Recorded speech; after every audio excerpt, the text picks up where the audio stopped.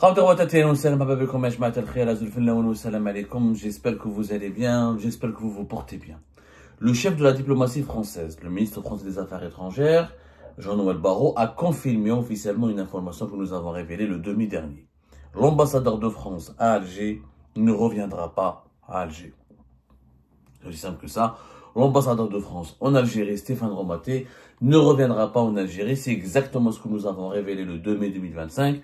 Emmanuel Macron a ordonné à ce que le président français a demandé à ce que l'ambassadeur de France en Algérie ne reprenne pas ses fonctions tant qu'il n'y a pas eu un geste d'apaisement et un processus d'apaisement et de dialogue enclenché avec entre l'Algérie et la France. Tant qu'il ne reçoit pas un message d'apaisement de la part d'Abdelmajid Tebboune, de la part des dirigeants algériens ou des autorités algériennes, l'ambassadeur de France, M. Emmanuel Macron, le président français, ne va pas autoriser l'ambassadeur de France à revenir en Algérie. C'est ce que nous avons révélé le 2 mai 2025. C'est ce qui a été confirmé aujourd'hui par le chef de la diplomatie française, Jean-Noël Barrot, qui s'est exprimé sur la radio RTL. Il a reconnu que Stéphane Romaté est toujours à Paris et il a dit qu'à ce stade, la situation est bloquée et c'est la responsabilité des autorités algériennes. À ce stade, la situation est bloquée et c'est la responsabilité des autorités algériennes. La situation est bloquée entre l'Algérie et la France au niveau des relations bilatérales. C'est ce qui a été confirmé aujourd'hui par Jean-Noël Barrot.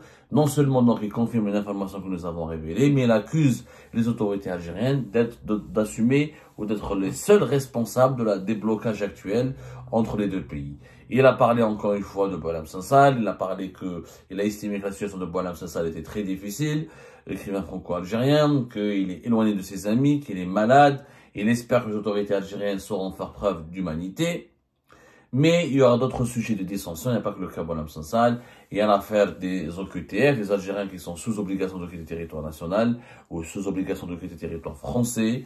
Il y a aussi l'affaire des migrants dangereux, au profil dangereux, les ressortissants algériens au profil dangereux qui sont enfermés dans les centres de rétention administrative et que les autorités françaises veulent expulser en urgence. Donc, il y a plusieurs sujets de dissension. Jean-Noël Barrot a juste expliqué par la suite que nous n'avons pas intérêt à, nous avons intérêt plutôt, voilà ce qu'il a dit, je le cite, sa citation, nous avons intérêt à ne pas faire de l'Algérie un sujet de politique intérieure. Lorsque nous le faisons, nous prenons le risque de causer du tort à nos compatriotes franco-algériens et c'est lorsque la relation est à peu près équilibrée qu'on en obtient des résultats. Voilà, donc il demande des relations équilibrées entre l'Algérie et la France. Il reconnaît qu'il y a un blocage. Ce blocage qui n'a que trop duré. Jusqu'à quand ce blocage va durer? Il y a deux scénarios. Le scénario du pire et le scénario, on va dire, du meilleur. Le scénario du pire, c'est que ce blocage pourrait durer jusqu'à ce que Emmanuel Macron soit remplacé par un nouveau président français jusqu'à avril 2027, dans 2 ans. Ça, c'est le scénario du pire. Pourquoi ce scénario pourrait se produire? Il pourrait se produire pour une raison toute simple. C'est que Emmanuel Macron a décidé de ne plus tendre la main vers l'Algérie. Il estime qu'il a tendu suffisamment la main vers l'Algérie. Il est aujourd'hui sous pression. On lui reproche d'être trop pro-algérien. On lui reproche d'avoir fait beaucoup de cadeaux au régime algérien. On lui reproche d'avoir construit une politique très favorable à l'Algérie sans rien obtenir comme contrepartie de la part de l'Algérie en faveur des intérêts de la France.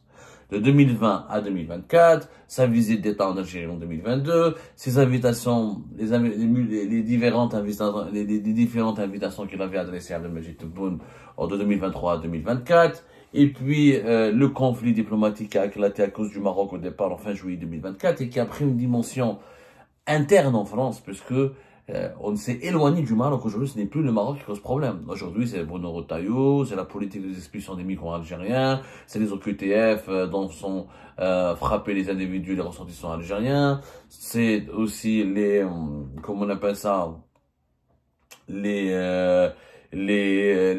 Algériens, les ressortissants algériens placés en rétention administrative, c'est les barbouzeries, c'est-à-dire les opérations menées ou attribuées au service secret algérien sur le sol français contre les opposants algériens, c'est la mobilisation, l'embrigadement des influenceurs algériens sur le sol français pour attenter pour déstabiliser la France. Il y a plusieurs sujets, on s'est éloigné quasiment du problème original. qui est le Maroc. Et aujourd'hui, il n'y a pas un problème, il y a des problèmes. Les problèmes sont très nombreux. Et plus les problèmes s'accumulent, plus les tensions s'aggravent. Et plus les problèmes ne sont pas traités dans le cadre de négociations directes, et plus ces négociations directes tardent à voir le jour, plus les tensions vont durer dans le temps. Et le temps passe, nous sommes déjà au mois de mai 2025. Dans 2 mois, on sera au mois de juillet. Dans 2-3 mois, on sera au mois de juillet 2025. Ce sera une année de crise.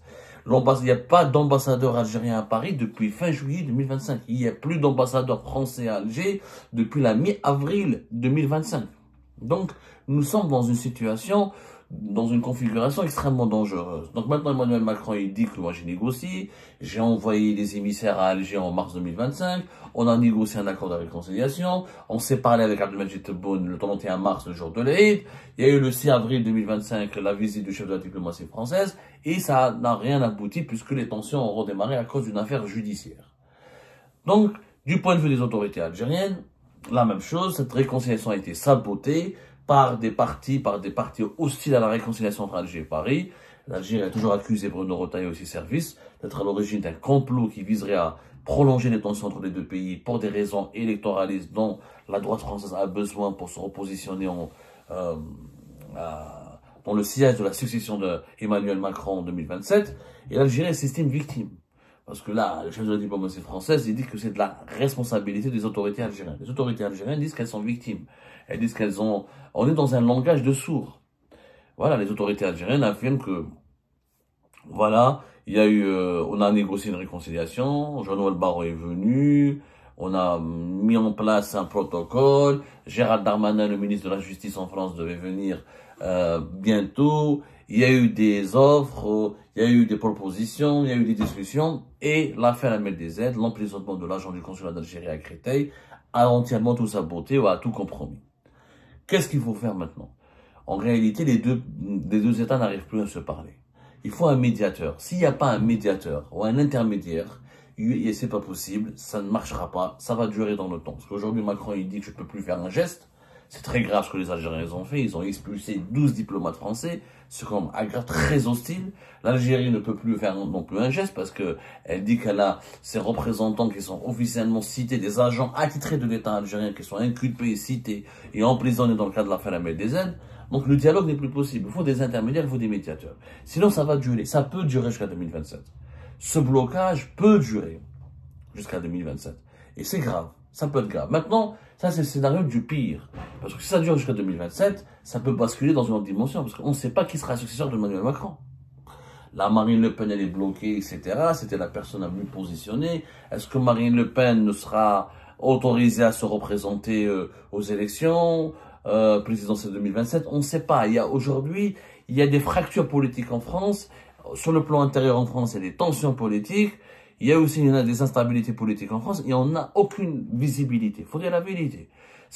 Marine Le Pen peut elle peut être débloquée en 2026, elle peut se représenter dans le cadre de procédure d'appel.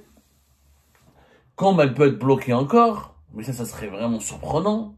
S'il n'y a pas Marine Le Pen, est-ce qu'il y aura un gars de droite? Est-ce que ce sera un gars de gauche? Si par malheur, s'il y a un gars de droite dure et droite dure, nationaliste, conservatiste français arrive au pouvoir, ça n'arrangera pas le régime algérien. La crise va durer encore plus. Est-ce qu'on peut imaginer une situation de rupture? Est-ce qu'on peut imaginer une situation de blocage qui dure des années? Il y a trop d'intérêts entre les deux pays. Et voilà. Jean-Noël Barrot l'a bien expliqué. Il y a des millions de franco-algériens et de Français qui sont liés à l'Algérie qui vivent en France. Il y a aussi des millions d'Algériens qui vivent en Algérie qui sont liés à la France par des liens de parenté, des liens de famille et des liens personnels. Donc, cette situation ne peut pas durer. Si elle dure, c'est qu'il y aura beaucoup de dégâts sur le plan d'abord humain. Parce que économiquement, l'Algérie peut vivre sans la France peut vivre sans l'Algérie. Mais quand on a des liens humains aussi forts, on ne peut pas. C'est comme un couple qui divorce, il a des enfants. Ils sont obligés de continuer à coéduquer leurs enfants. Donc c'est une situation complexe. Le scénario du meilleur, c'est le scénario qui est le plus souhaitable. C'est-à-dire qu'il y a une médiation qui s'impose entre les deux pays. Ça peut être une médiation étrangère, comme l'Italie a essayé de le faire, comme l'Allemagne a essayé de le faire. L'Allemagne a essayé, nous avons eu des informations que la diplomatie allemande a essayé de parler de l'affaire Bonhamson au départ, lorsque Bonhamson a été arrêté. mais elle n'a pas réussi. Ça peut être un autre pays européen, l'Espagne encore, voilà. Mais nous, nos relations avec l'Espagne sont quart, on va dire. C'est un petit peu, pas encore, c'est pas la joie assurée non plus. Il faut qu'il y ait un médiateur, ou un médiateur interne, ou une force politique française, ou une personnalité. On a parlé de Dominique de Villepin, mais apparemment on n'a pas ça. Sa médiation n'a pas été retenue par les autorités françaises, il n'a pas pu aller très loin au niveau des autorités algériennes. En tout cas, il faut qu'il y ait un médiateur. Le scénario du meilleur, c'est que, à un moment donné, la raison finira par triompher. C'est que, du côté de Tebboune, comme du côté de Macron, on va finir par comprendre qu'on ne peut plus se disputer longuement, qu'il faut se reparler, parce qu'il y a trop d'intérêts en commun. Et à un moment donné, quand on a 5 millions, presque 5 millions d'Algériens qui vivent, 5 millions de personnes, jusqu'à 6 millions de personnes qui vivent en France, qui ont une relation directe ou indirecte avec l'Algérie, et quand il y a autant, quand l'Algérie représente le deuxième marché africain pour la France, et que pour la France, l'Algérie c'est le deuxième, pour l'Algérie, la France c'est le deuxième fournisseur et le troisième ou quatrième client, c'est qu'à un moment donné, la raison finira par triompher. Maintenant, à quel moment elle pourra triompher? Parce que ça dure depuis fin juillet. En réalité, on n'a plus aucune visibilité. Aujourd'hui, on ne peut faire aucun pronostic. Tous les scénarios sont possibles. Le pire est en possible. Et c'est ça ce qui nous rend malheureux. C'est qu'aujourd'hui, on a beau dire qu'il y a trop d'intérêts en commun, on a l'impression qu'il y a des dirigeants en Algérie qui utilisent cette crise avec la France pour des raisons de politique interne, comme il y a des colons politiques en France qui utilisent cette crise avec l'Algérie pour des raisons politiques internes. Et tant que cette exploitation politique interne ne cesse pas, il y a un risque que ces tensions perdurent et durent encore dans le temps. Et si elles durent, il y aura des dégâts, il y aura une facture très salée sur le plan humain, parce que la communauté franco-algérienne, les franco-algériens, les Algériens qui vivent en France, les Français d'origine algérienne, les Français qui ont une relation avec l'Algérie, les Algériens qui ont une relation intime et personnelle avec la France, auront à payer des conséquences extrêmement lourdes, surtout si, malheureusement, on se dirige vers une rupture et vers un amoindrissement des relations entre les deux pays. Peut-être après, il y a une théorie. Moi aussi, j'essaie de travailler sur une émission pour expliquer une théorie, je réponds le divorce salutaire. Peut-être qu'à un moment donné, peut-être que les choses vont s'améliorer entre l'Algérie et la France si les deux pays rompent leurs relations pendant une période bien déterminée et temporaire, le temps que tout le monde les esprits se calment et que les idées se réorganisent pour relancer un dialogue dans l'intérêt des deux pays. Peut-être qu'une séparation s'impose afin que les deux apprennent à vivre sans sortir d'une relation toxique. C'est une théorie sur laquelle nous travaillons, mais qui n'est pas très convaincante en réalité, parce qu'il y a des liens humains extrêmement puissants, encore une fois.